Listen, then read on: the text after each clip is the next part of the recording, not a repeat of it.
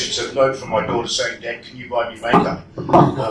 So for all the young people here today, a warm welcome to all of you. You colour and brighten our lives.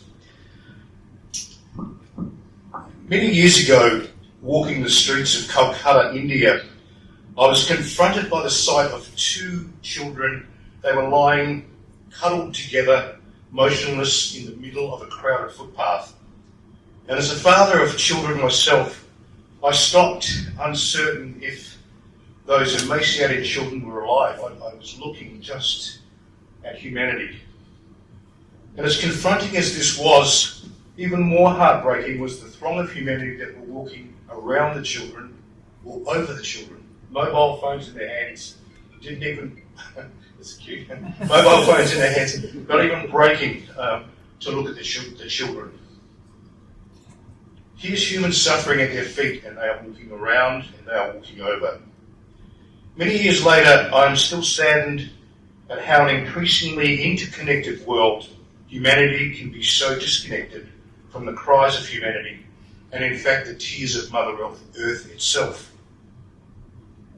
I'm reminded of a saying by Dr. Kiran Sebastian, who was a theologian.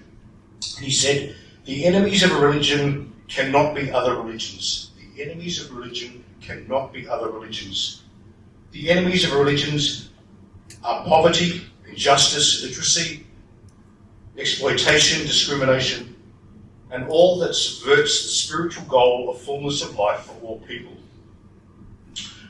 My dear friends from all around the globe, this round table calls us as delegates to embrace interfaith dialogue, practices engaged with empathy, and to take meaningful, heartfelt action. It invites us to become prophets of hope, boldly countercultural in our pursuit of mutual understanding and collaboration against diverse faith traditions. My friends, together we can build bridges, we can strengthen social cohesion, and we can begin to heal a planet in huge distress. Interfaith or interreligious dialogue serves as a powerful conduit for compassionate engagement. It calls us to tear down the walls of race, religion, and nationality and honour each other's invisible suitcase of dreams. A beautiful phrase. An invisible suitcase of dreams for a more inclusive, peaceful, and resilient world. Grounded in principled pluralism, such dialogue encourages the respectful exploration of diverse beliefs and cultures, calling for mutual trust. And trust is so important in this debate. Shared accountability and engaged empathy. Ms. Rodriguez, you introduced the notion of Indigenous spirituality. I'll continue with that because it's beautiful. And as an Australian, I'm honoured to share the ancient wisdom of our Indigenous elders, and especially our Indigenous women, who have incredible insights and a profound foundation and a profound insight for interfaith dialogue. Aboriginal elder and educator Dr. Miriam Rose Ungamar is a colleague of mine. We were principals together for many years. And she teaches that before we can truly enter each other's personal story and spirituality, we must first listen to our own story as revealed by the divine within us. Only then can we open ourselves to the other. And she calls this sacred practice deep speaking to deep. And in her Ngangwera language, she calls this Dadiri. This is a theme I'm going to explore. So imagine for a minute, here's this Indigenous woman, a river person. She's sitting by the river. She may have been sitting there for an hour. She's watching the river flow past. And she's thinking to herself, and this is what she says. She says, Dadiri is inner listening and quiet. It's still awareness. A spiritual attentiveness that recognises the deep spring within each person. In this quiet space, we open ourselves to the voice of the land, to each other's stories, and to the sacred truths that shape identity and belonging. The message, take time, listen deep within, allow the divine to speak to us. That's the very start of dialogue, to start within ourselves. Not unlike Namaste, the Sanskrit greeting, the divine in me welcomes the divine in you.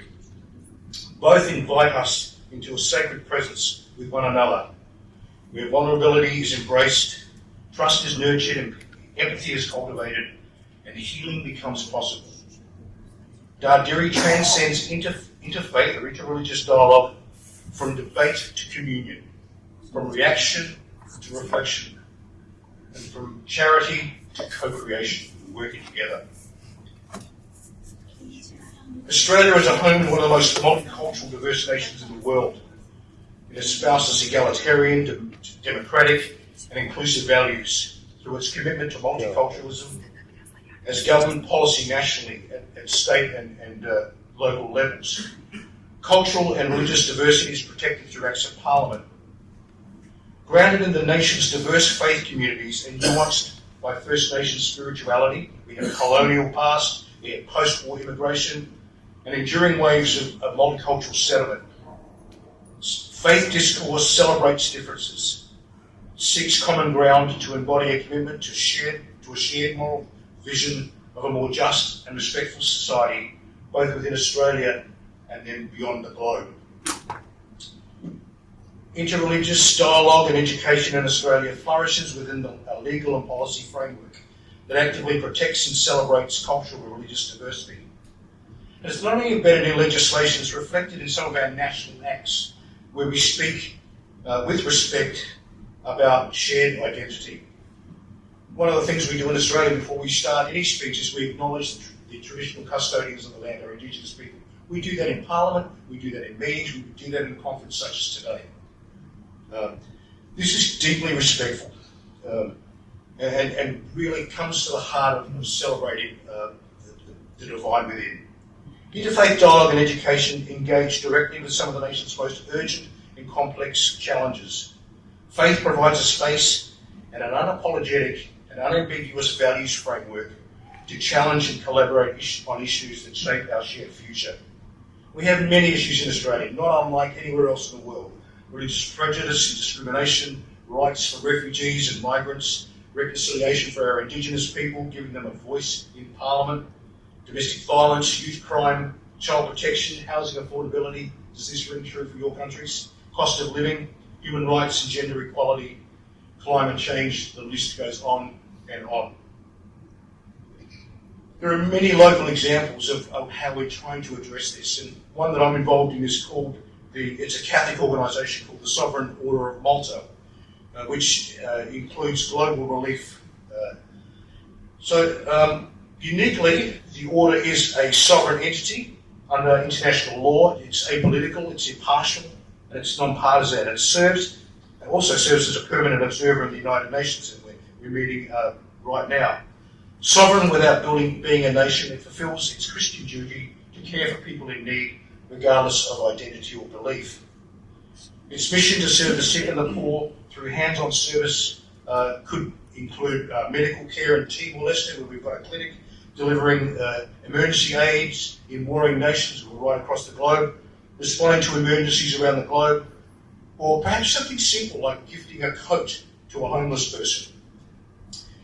Each act becomes a moment of interfaith dialogue. This point where deep speaks to deep, where person speaks to person. A simple act becomes interfaith dialogue. So consider that little example that I said, gifting a coat to a homeless person. Is this simple act not interfaith, interreligious dialogue? Is it not a dardiri, a deep moment, when the giving is unconditional as the divine's love for us is unconditional? The giver and receiver meet as equals. The exchange of an ordinary coat becomes an extraordinary communion. That, my friends, is what we're involved in. We're involved in an extraordinary, deep to deep, sometimes simple, sometimes profound change of heart. All of us gathered here today are moved by the divine and committed to the betterment of humanity. We stand united in choosing love and courage over fear and anger. As we strive towards the sustainable development goals, let us pause to listen to our heartbeats and the heartbeats of the forgotten people of the streets of Kolkata and across the globe. Let us listen to the heartbeat of nature. Their voices matter. Their dreams matter. Let us not walk past them or around them, nor overlook the dignity of their spirits. May this round table be remembered as a turning point, where compassion, justice, and shared humanity transcend religious dialogue and mutual understanding into action. Action for the world, for humanity, for the planet, and and for our collective future, especially our young, whom I started to welcome this morning. As we convene and engage in interfaith dialogue in New York today, in the shadows of the general debate of the 80th session of the United Nations, not far from us here, may we have the audacity and hope to dream of a better future.